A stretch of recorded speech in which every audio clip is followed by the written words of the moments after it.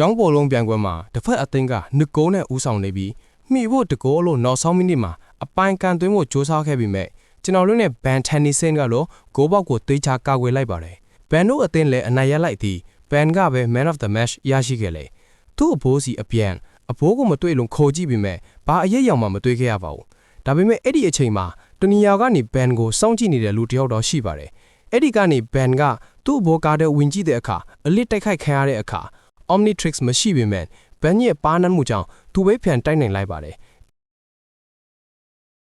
အဲ့ဒီမှာဘန်ရဲ့အဖို့ Max Tennyson ရဲ့အမှားစကားတစ်ခုကိုတွေ့လိုက်ရပါတယ်အဲ့ဒါကတော့ကမ္ဘာပေါ်မှာ alien တွေရဲ့လှုပ်ရှားမှုတွေ့လို့ like စုံစားနေလာဖြစ်ပြီး Omnitrix အကြောင်းကိုလည်းပြောသွားခဲ့ပါတယ်ဘန်က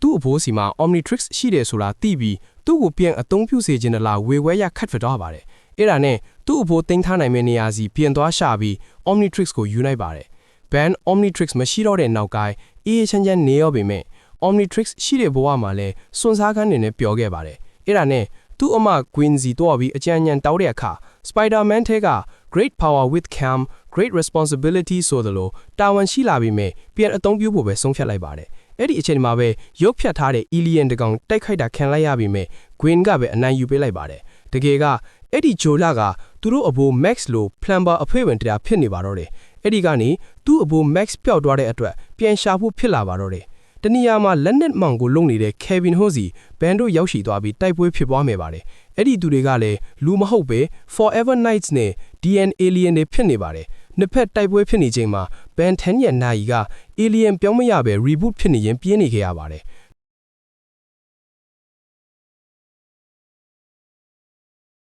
နောက်ဆုံးမှာ Omnitrix က upgrade ဖြစ်သွားပြီး Alien စတင်ပြောင်းနိုင်သွားပါတယ်ပြောင်းလိုက်တဲ့အကောင်က Swap Fire ချပြီးတော့ DN Alien တွေရဲ့ Strength, Skill, Regeneration ကတာလို့နေတော့ဘန်တို့ပဲအနိုင်ရလိုက်ပါတယ်အဲ့ဒီမှာမောင်ကိုဖွဲစား Kelvin ကိုဖမ်းပြီးလွတ်သွားတဲ့ကောင်တွေရဲ့နေရာကိုမေးပါတယ် Kevin ကလည်းဒီအမေဘေးတဲ့ပိုက်ဆံလုံးပေးပဲလွတ်သွားလို့သူပါလိုက်ပြင်းမဲ့ဆိုပြီးဘန်တို့နဲ့အဖွဲကျသွားပါတော့တယ်အဲ့ဒီမှာနေရာတစ်ခုကိုရောက်လာပြီး Monster Key နဲ့တွေ့တဲ့အခါ